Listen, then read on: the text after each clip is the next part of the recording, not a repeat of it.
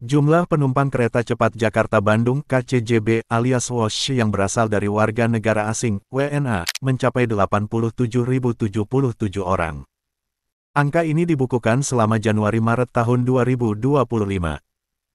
Vice President Public Relations PT KAI Persero, N. Purba mengatakan, volume penumpang WNA melonjak 79,9% dibandingkan 3 bulan pertama 2024, yakni 48.391 orang. Sepanjang 3 bulan tersebut, sebanyak 87.077 pelanggan WNA tercatat telah menikmati layanan kereta cepat pertama di Indonesia ini, meningkat drastis sebesar 79,9%.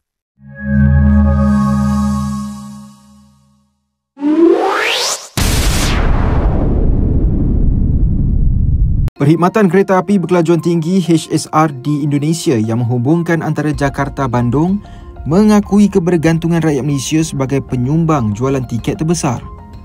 Kereta api Woosh yang dikendalikan oleh Kereta Cepat Indonesia China atau KCIC dalam satu kenyataan memaklumkan sejak ia mula beroperasi pada 2020, lebih 200,000 penumpang merupakan rakyat Malaysia. KCIC turut mendedahkan meskipun jumlah penumpang sudah pun mencecah ratusan ribu, perkhidmatan kereta api usaha sama antara syarikat Indonesia dan China itu mungkin akan berdepan masalah kewangan. Berdasarkan rekod kewangan tahun sebelum ini, konsortium yang mengendalikan Woosh, KCIC telah melaporkan kerugian yang besar. Dalam separuh pertama tahun 2024, perusahaan milik negara BUMN Indonesia yang terlibat mencatatkan kerugian sebanyak 221.8 juta dolar Amerika berkaitan dengan Woosh. Kita cari kepalanya dulu. Nak tunjuk depan kereta api tu macam mana.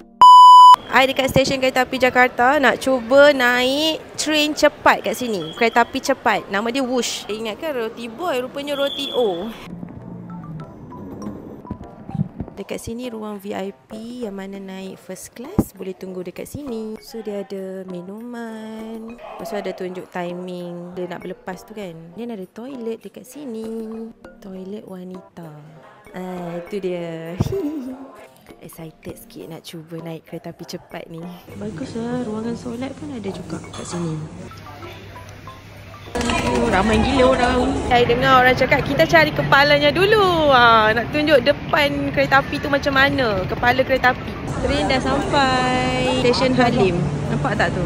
Halim ke Tegaluar. Ni ramai-ramai ambil gambar kat sini. Dia lah rupa depan kereta api tu. Kau nombor berapa? Okey. Luas kan? Boleh ke gantung tengok ais? Juga dapat roti kosong orange.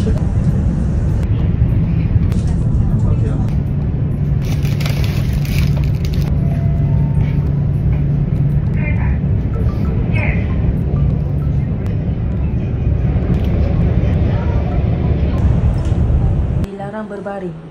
No sleeping. Risiko mencubit tangan. Dah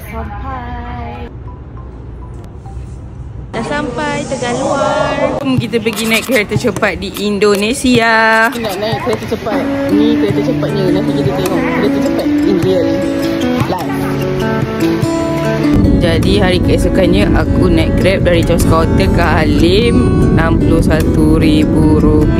Jadi aku sampai ke Halim Station dan aku awal-awal booking dulu ya tiket ni sebab kalau tak nanti dia habis cepat sold out. Pergi dulu lah, dekat sini ada boleh makan-makan sebelum berangkat ke. Jadi sebelum aku pergi naik kereta cepat, aku minum-minum, pergi toilet. Toilet dia ni ada aircon je. Kemarin le amaze lagi sebab bersih semua kan. Lepas tu kita pun check in. Dalam pukul 12.30 aku check in lah ke dalam kereta cepat punya terminal ni. So jom. Sekarang kita menuju ke kereta api cepat. Kereta api cepat. Di Malaysia tak ada kereta api cepat ya. Kita cuba di Jakarta. kita kena cepat tau, tak boleh lengah-lengah, tak ada masa untuk tunggu kita. Jadi kita kena cepat-cepat masuk ke gerabak-gerabak dia ni semua sebelum kita ketinggalan. Jadi jom kita tengok dalam dia macam mana. Weh, dalam dia memang nice. Aku macam rasa selama ni aku memang suka naik public transport, tapi bila aku nampak kereta cepat ni, aku rasa terpukau. Sebelum ni aku boleh naik kereta cepat ni dekat Japan je, Shinkansen. So aku akan tunjukkan berapakah kecepatan dia. 217, 315 dan akhir sekali 347. Paling laju adalah 350 km per hour. Tujuan akhir mau ke Tegaluar ya? Aku mau ke Tegaluar. So jom kita keluar daripada kereta cepat. Jakarta Bandung jarak dia 30 minit sahaja. Okey, sangat-sangatlah cepat. Dan RM75 bagi aku tu sangat berbaloi sebab kau tak payah tunggu 3 jam dekat dalam kereta ataupun KAI. Lepas tu aku tersilap, patutnya aku turun dekat Padalarang, tapi aku terpergi turun dari dekat Bandung. Aku naik feeder ni percuma je. Siapa yang nak turun dekat Bandung ke apa, naik feeder ni percuma je. Akunya sesat, padahal patutnya aku harus ke Padalarang.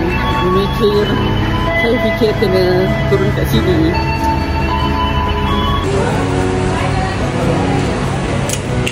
Bila sampai stesen Bandung, aku dijemput supir dari Pop Holiday. So, nantikan yang seterusnya. Namun, benarkah, tanpa pelancong dari Malaysia, kereta cepat Whoosh akan bangkrut? Berikut respon dari oknum warga Malaysia mengenai hal tersebut. Kalau tak ada pelancong Malaysia, kereta api laju Whoosh dekat Indonesia tu boleh bankrupt ke? Okey, jom kita jawab persoalan ni dengan fakta dan data. So, baru-baru ni kecoh cerita pasal kereta api laju Whoosh dekat Indonesia yang dikatakan tengah hadap masalah kewangan tapi masih lagi diselamatkan oleh pelancong terutamanya daripada Malaysia lah. Akan tetapi sebelum tu, jom kita cerita sikit lah pasal Whoosh ni Whoosh ni dia adalah satu projek kereta api yang berkelajuan tinggi lah dan juga yang pertama dekat Indonesia. So, jalan dia adalah daripada Jakarta ke Bandung dengan masa perjalanan sekitar dalam 45 minit hingga 1 jam macam tu lah. Tapi kalau kau naik kereta, dia adalah makan masa dalam 3 hingga 4 jam.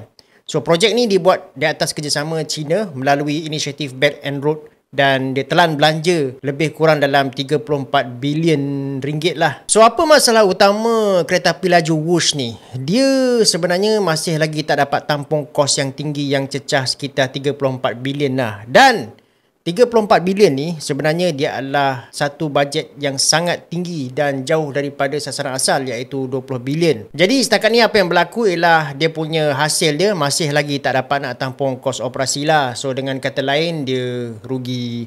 Jadi buat masa ni kerugian ni ditanggung oleh siapa? Dia ditampung oleh dana kerajaan dan juga pinjaman luar. Jadi betul ke rakyat Malaysia ramai naik kereta api ni? Kalau kita tengok sejak Whoosh ni beroperasi secara komersial pada Oktober 2023, lebih 200,000 penumpang asing yang telah gunakan perkhidmatan kereta api ni lah. Dengan pelancong Malaysia menyumbang sekitar 85,000 orang. Dan ini juga menunjukkan bahawa pelancong Malaysia ni adalah penyumbang utama di dalam jumlah penumpang asing. So, jawapannya memang rakyat Malaysia paling ramai support kereta api laju ni. Ramai rakyat Malaysia ni dia guna Whoosh sebab dia dapat jimatkan masa bila pergi Bandung daripada Jakarta. Daripada berjam-jam naik atas jalan raya tu, lebih baik duduk dalam train dan 1 jam je sampai lah. Dan ni persoalan yang kedua adakah sokongan rakyat Malaysia ni menyelamatkan Whoosh daripada rugi? Jawapannya tidak, sebab walaupun kehadiran pelancong Malaysia ni dia bantulah naikkan jumlah penumpang, akan tetapi Whoosh masih lagi rugi. Pada separuh pertama tahun 2024, KCIC melaporkan kerugian sebanyak 1.06 bilion ringgit dan ujuran kewangan pada tahun 2023 menjangkakan defisit sebanyak 955 juta ringgit. Cuma kehadiran pelancong daripada Malaysia ni dia dapatlah mengurangkan kerugian ni. Dia lebih teruk kalau pelancong Malaysia ni tak support. Kesimpulannya walaupun kereta api Whoosh ni dia adalah simbol kemajuan dan prestij untuk Indonesia, tapi hakikatnya dia masih lagi sangat perlukan sokongan luar lah untuk survive. Dan Malaysia pula jadi penyelamat utama untuk mengurangkan dia punya kerugian tu. Tapi kalau pergantungan ni terlalu tinggi, satu hari nanti Whoosh mungkin boleh bertukar menjadi sebuah beban. Dilihat dari kewarganegaraan, pelanggan WNA terbanyak pada periode Januari, Maret tahun 2025 berasal dari Malaysia, disusul oleh Singapura dan China. Ketiga negara ini memberikan kontribusi besar terhadap lonjakan jumlah penumpang asing yang memilih menggunakan WOS sebagai sarana transportasi mereka.